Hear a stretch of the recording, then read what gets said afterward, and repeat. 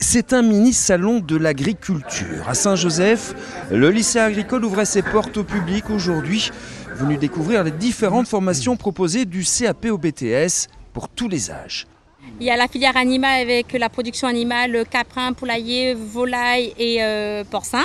La production végétale avec tout ce qui est production plantes et fruits et légumes.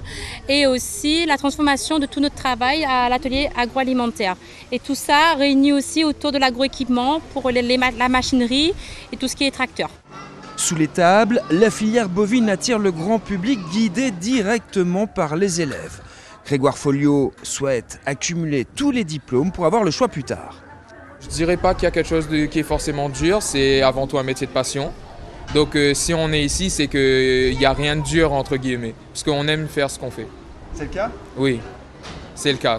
Moi en tout cas, je suis heureux d'être ici. Même ambiance, mais un parfum différent à l'atelier Caprin. Les enfants sont séduits, les adultes et les professionnels intéressés. Nous, on est venus voir spécifiquement l'atelier Caprin. Pourquoi ? Pour voir un petit peu, parce que du coup, on essaye de renouveler au niveau de notre cheptel et puis on voulait voir un petit peu s'il n'y avait pas des ventes éventuelles. Voilà.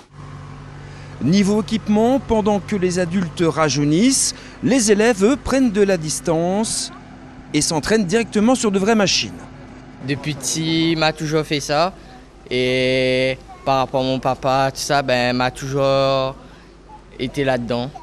L'horticulture jusqu'à l'aquaponie, la nouvelle filière créée il y a 2 ans, unit la culture des plantes et l'élevage de poissons. Sur le haut, ici, on a des poissons en engraissement. Et c'est ce poisson-là qui, en fait, alimente. L'eau alimente ici les plantes, en fait. Qu'est-ce qu'on a comme plantes ? Alors, on a des breads, des salades, de l'oignon vert. Essentiellement, là, tout de suite, c'est ce qu'on a. Et du cresson aussi, parfois, aussi. Et de la fraise. Malgré un secteur en souffrance, l'agriculture se diversifie et séduit toujours autant. L'établissement Saint-Josephois recense d'ailleurs près de 200 élèves, dont la moitié en internat.